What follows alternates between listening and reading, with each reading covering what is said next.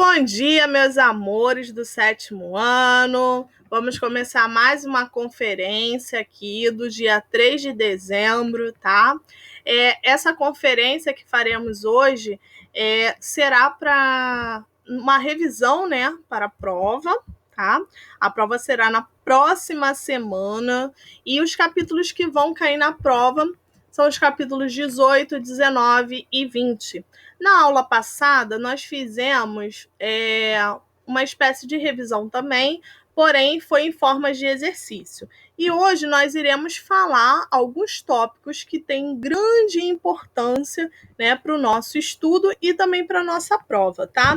Então, se vocês quiserem depois, né, vocês podem entrar no portal, pegar a folhinha lá que tem com conteúdo, vocês podem fazer a leitura, tá, dessa revisão, deixei lá alguns tópicos numa folhinha, vocês podem estar fazendo isso, tá? Isso vai ajudar bastante vocês na hora da realização da prova, tá? Então, assim, não deixe de olhar, não deixe de ver os exercícios, tá? Isso vai ajudar imensamente vocês na hora da prova, tá bom? Então, não deixe de estudar, tá? Hoje nós vamos falar um pouquinho, né, relembrar um pouquinho sobre a parte da floresta tropical amazônica. Lembrando que a floresta tropical amazônica é uma floresta, né, que cobre boa parte do noroeste do Brasil e ela vai se estender até a Colômbia, a parte do Peru e outros países da América do Sul. Tá? A maior floresta tropical do mundo, ela é muito famosa por ter uma biodiversidade muito grande, então tem muitas espécies vegetais, animais, então ela é bem diversificada. Além de atravessar rios, né? E um dos rios de grande importância, né? Que é bem marcado na floresta amazônica, é a parte do rio Amazonas, tá? E para a gente tentar aí facilitar, né, esse nosso estudo, a gente começa a reparar também que a floresta amazônica ela vem sendo muito devastada, tá? Então ela vem sendo muito devastada pela ocupação humana, pelas indústrias, tá? Então a gente tem aí esse grande problema. E aí durante muitos anos, né, para estar tentando facilitar a política de planejamento, né, de intervenção do domínio amazônico entre 1953 a 1966, o governo brasileiro ele criou um decreto, né, onde ele dividiu a Amazônia em Amazônia Legal e Amazônia Internacional. A Amazônia Legal é uma área que vai englobar os 9 estados do Brasil, tá? Que pertence à parte da bacia amazônica e até a parte das vegetações, né? E a parte da Amazônia Internacional, ela vai pegar os outros países fora do Brasil. Então, qual o objetivo da Amazônia Legal? O objetivo deles era definir essa delimitação geográfica da região política e captar aí os incentivos fiscais, né, o desenvolvimento regional, tá? Então eles tinham como objetivo cuidar também da Amazônia, tá? Então foi uma ideia pela qual a política, né, decretou que essa parte ficasse aos cuidados do Brasil, né? Então, por isso foi formado-se a Amazônia Legal, tá? Lembrando que, por possuir uma vasta biodiversidade, claro, a floresta ela pode ser floresta ombrófila densa ou floresta ombrófila aberta. A floresta ombrófila densa, ela tem as folhas permanentes, né? E ela pega a maior parte das áreas onde chove bastante. Já as florestas ombrófilas abertas, elas têm os maiores, como o nome já vem dizendo, né? As árvores, elas são o quê? Mais espaçadas. Elas já não são tão juntas, né? Elas são mais espaçadas. Então, tem uma árvore aqui, outra árvore ali, tem um espaço entre elas, tá? Então, é uma árvore que apresenta um maior espaçamento, tá? É uma parte da floresta onde contém maiores espaçamento. E elas pode permanecer, as ombrófilas abertas, elas podem permanecer em áreas que são alagadas, próximas aos rios, né, que a gente chama de igarapés, né, que são as áreas próximas aos rios, né, que é as áreas onde são mais úmidas, tá? Pode ter também as florestas ombrófilas, elas podem ser os igarapés, pode ter as vitórias régias, né, que são as espécies típicas locais, o tache, o arapati, quase que não sai, gente, e a mamarona, né? Que eles acabam aí aparecendo nessa parte aí dessas espécies. Além de ter a questão da mata de igapó, né? Também eles acabam tendo aí essa parte das matas de igapó, mata de várzea e também as de terra firme, que são áreas menos alagadas, né? De terra firme são áreas que não são alagadas. A de igapó são totalmente alagadas. As várzeas são as médias, né? E a terra firme já não tem quase alagamento. Lembrando que a parte da floresta amazônica é uma área bem alagadiça, né? Então, por isso, ela acaba tendo aí essa densidade, né? Essa umidade aí entre elas, tá? Aí a gente consegue observar também não só essa parte das florestas, né, que ela tem essa característica da ombrófila aberta, ombrófila densa, como também tem as campinaranas, né, que são a parte das gramíneas, né, que é a parte mais baixa, que é onde pega o cerrado, tá? Que a gente consegue observar também na parte da vegetação. Gente, alguma dúvida até esse ponto? Não. Não? Beleza, então, podemos seguir, né? E aí, gente, você sabe qual o que a savana ela pode ser chamada também? Ela recebe um outro nome. Qual o outro nome que a savana recebe? Valendo um ponto, hein? Valendo um ponto. Vamos lá, gente. Valendo um ponto na roupa, hein? Ninguém lembra qual o outro nome que a savana pode ser chamada? Como ela é conhecida? Ninguém lembra. Começa com C, gente.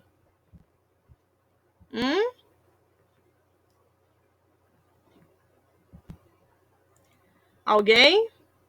Cerrado. Ah, muito bem, João. Cerrado, isso aí.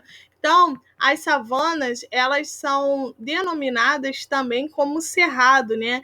E elas acabam aparecendo aí de forma mais esparsa na região norte e atinge aí um número muito elevado com relação à parte da destruição e da degradação ambiental, tá? Lembrando que nas savanas a vegetação ela é tipicamente, né, mais baixa, né, com árvores de galhos mais retorcidos, tá? E ela vem sendo muito destruída, tá bom? Então, para que haja esse processo de preservação, né, de todas as vegetações, é necessário, né, foram criadas algumas unidades de proteção e de conservação, que são os parques nacionais, as estações ecológicas, as reservas biológicas e as reservas ecológicas, tá? Então, lembrando que os parques, as estações e essas reservas, cada uma tem a sua referência, tá? Umas são só para pesquisa, outros têm as pessoas podem ir lá e observar, outras não podem ter a presença de pessoas, né? Então, a gente consegue observar que são áreas de proteção, né, ambiental, pela qual eles começaram a observar a partir desses problemas encontrados e acabaram gerando aí essas reservas ambientais, né, pela qual a gente consegue observar e já estudamos na aula passada, né, fizemos até mesmo uma atividade que correlacionava uma a uma, né, de acordo com os parques, né, com as criações, estações ecológicas, e cada uma tinha sua referência, tá? E então essa é a parte da preservação e da proteção da vegetação, tá? Além disso, nós temos a criação do uso sustentável, né? Que são que as áreas de proteções ambientais, chamadas de APA, né? As APAs, elas acabam tendo grande relevância, seja ela na parte social também, né? Onde as pessoas elas podem viver, mas elas protegem também, tá? Além das APAs, nós temos as florestas nacionais, que algumas pessoas podem cultivar algumas coisas, mas não podem retirar, né? Outras, tá? Então tem as reservas extrativistas, as reservas da fauna, as reservas de desenvolvimento sustentável. Lembrando que, embora tenha todo esse processo, né, esses cuidados, né, que existe, ainda assim a gente tem uma área bem devastada, ainda assim a gente tem problemas recorrentes à vegetação, à poluição, né, à destruição, porque não só a própria natureza, né, ela acaba fazendo, de certa forma, alguns vamos dizer, alguns tratos, né, do próprio ecossistema, como também a ação humana, né, ela vem devastando bastante. Então, as pessoas acabam sendo os principais responsáveis por esses problemas, né, que acabam acontecendo, né, as indústrias, né, de certa forma poluem bastante, né, então a gente ainda assim, com todos esses cuidados, com todos esses recursos, ainda sofremos bastante com relação a isso, tá? Lembrando que na parte do clima tropical semiúmido, as chuvas elas ocorrem basicamente no verão, né? Por influência aí da umidade de ar trazida pela massa equatorial, tá? Na região considerada a região do semiárido nordestino, acaba possuindo uma característica bem típica, né, do semiárido, que é uma região de seca, uma região onde não tem chuvas, né, uma região onde você tem muita falta de sustento, né, muita situação de emergência, né, muita gente que acaba deixando seus lugares, né, em busca de melhores qualidades de vida, né, porque eles não conseguem o plantio, né, então na região semiárida do Nordeste, principalmente, eles sofrem bastante com essas características aí que foram mencionadas, tá? Existe a parte dos polígonos da seca, né? Os polígonos da seca são as áreas, né, que acabam englobando a maior parte dos lugares onde acaba chovendo anualmente cerca de 1.000 milímetros por ano, né? Isso nos leva a pensar que seja uma área desértica, uma área semiárida, né? Por quê? Chove muito pouco, né? E por chover muito pouco, a gente já tem essa perspectiva de ser uma área desértica. Porém, chove pouco e a evapotranspiração acaba sendo grande, né? Mais do que a precipitação, mais do que o número de chuva. E aí eles acabam formando os polígonos da seca, né? Que são esses locais que aí acabam chovendo um pouco menos, tá? Para aliviar, né, esses problemas aí, entre essas questões, né? Entre a parte aí do próprio Nordeste, né, foram tomadas algumas medidas, como o processo de irrigação. Só que o processo de irrigação, gente, é um processo muito, muito, muito, muito caro, né? E que aquele pequeno produtor, ele não vai ter condição de bancar, né, com essa parte do processo de irrigação. E com isso eles acabam deixando aí a sua produção, né, e indo para outros lugares, tá? E aí a gente começa a perceber também que foram criados o que? Açudes. O que são açudes? É um lago, né, natural ou artificial que serve como a represa de um rio. Ou seja, eles pegam a parte de um rio, né? É como se você tivesse uma caixa d'água, né? Igual uma caixa d'água em casa. Então, a gente armazena a água ali para que a gente fique abastecido durante o dia, né? Para a gente utilizar. E aí, lá eles acabam pegando, né, partes de um rio ou de uma represa, então eles constroem ali como se fosse um quadradinho, como se fosse uma piscina, né, e ficam conservando ali aquela água. E eles utilizam dessa água para o processo de irrigação, para o processo de consumo mesmo, humano ou consumo animal, tá? Então, eles acabam tendo essa referência aí nos açudes, tá? As sub-regiões do Nordeste são Meio Norte, Sertão, Agreste e Zona da Mata. Tá? Então, essa aí é a parte do sertão. E por fim, né, a gente vai falar um pouquinho sobre a parte do Pantanal, que tem um clima tropical típico e semiúmido, mas as chuvas são muito intensas, abastece as nascentes, né, do rio, da bacia do Paraguai, né, Cuiabá, Taquari e o Miranda. Professora, o João pediu para avisar que a aula tá dando um erro para ele não tá conseguindo entrar de novo. Tá bom, não tem problema não. E possui um período aí de cheias, né? A riqueza do Pantanal, ela acaba sendo observada por ter muitas espécies. E hoje, né, a gente pode observar na nossa,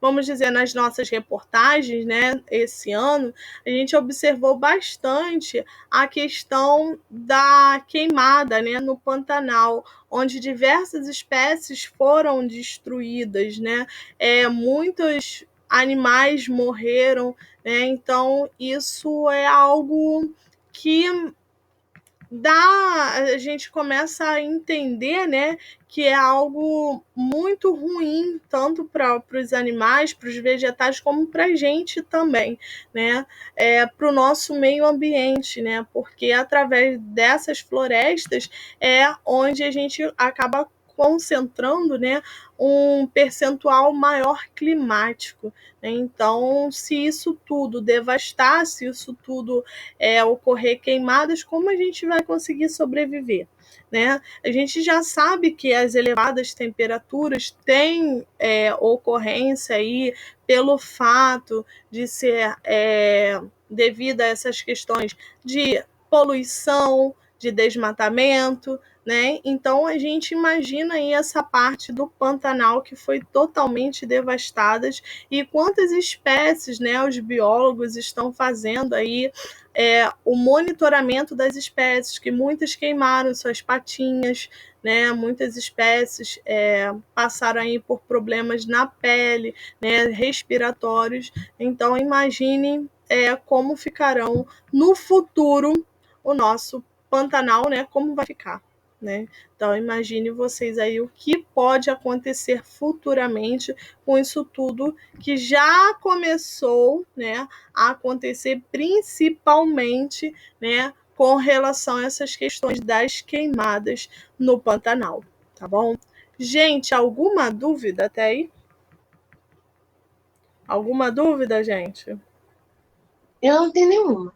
Nenhuma? Beleza, então. Gente, se vocês não têm dúvidas, tá? Era isso que eu tinha para passar para vocês com relação aí aos nossos tópicos que são mais importantes para vocês fazerem a prova, tá? Então, façam a leitura com calma depois, peguem lá no portal, façam as atividades que eu deixei na aula passada, refaçam, né, corrijam, tá? Que isso vai ajudar bastante vocês na hora aí do estudo mesmo, né? Na hora da prova, vai estar ajudando bastante vocês, tá bom?